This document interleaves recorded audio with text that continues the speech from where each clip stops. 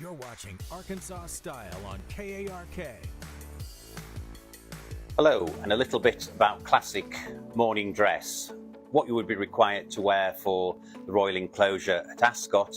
Firstly, you will need a top hat that fits you better than mine does. This is silk, and they stopped making these in 1956.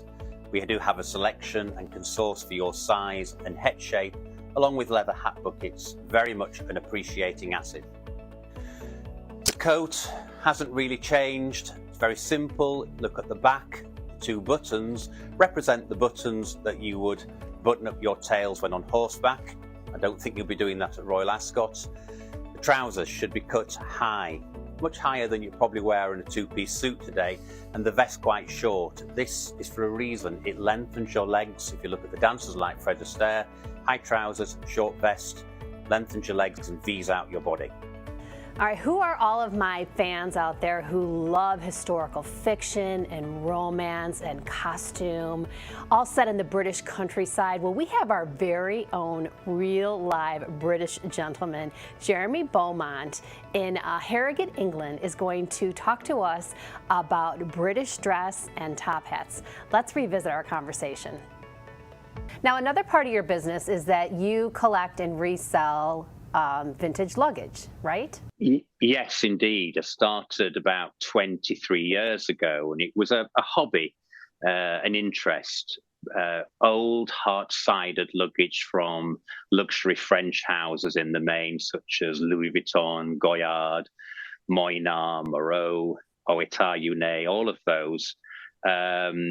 I like the old heart-sided trunks, how people used to travel maybe 100 years ago when there was, porters at stations and people to help you with luggage.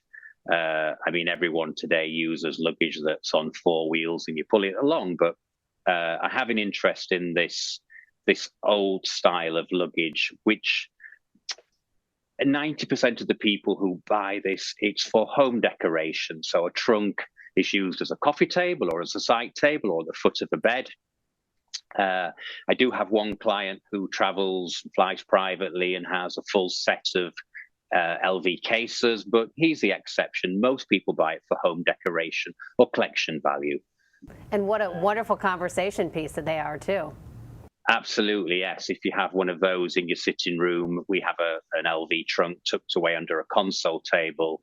It does spark up conversation, and we've had inquiries from people with yachts also that want them on board as side tables, and as an investment point of view, roughly LV trunks have doubled in the last 10 years, so a great investment. And when you say LV, for the viewers at home who maybe don't know what that is, Louis Vuitton. Yeah, Louis Vuitton. Okay, very good.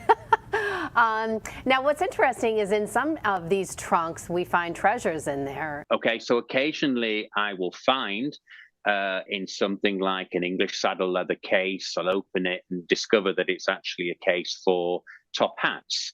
It's very easy to spot a top hat bucket, as we call them. It's shaped like a top hat. But a square case, often I look at it because I think it looks a lovely case and open it, and there sometimes is a gem. Sometimes there's something that, would be okay for a theatre prop. It's not of any value or it's super small. But the other day I found a case, never seen one before in 45 years. It holds 4 top hats. It's got velvet-lined grooves in leather for placing the 4 top hats, with kind of a little cradle in the lid for an opera hat. An opera hat is a hat that collapses like a magician might have today. You would collapse it, put it under your seat at the opera.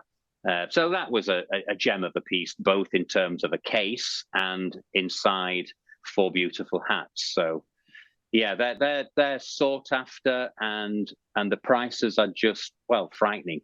They're not making any more. In all hat making, to stiffen the brims, they use mercury, and for health and safety, you can't use mercury anymore. Whether that applies to the top hats, I don't truly know, but no one's ever made this fabric since. There is a modern alternative called mesulline, which is stiffened rabbit fur, it's not the same. You never get the same shine. And people do look for the antique ones, so they're very sought after. Jeremy, I have to say, I have such an appreciation for history and the perspective that you bring to fashion and things like that. You know, it's so rare to hear these kinds of stories and why people collect what they collect and the way things were done in the old days and all of that tradition. You know, I go far and wide and around the world to find you the best content. Oh, Jeremy Beaumont, don't you just want him to read you a bedtime story? I found him on TikTok. Lots of fun treasures to find there.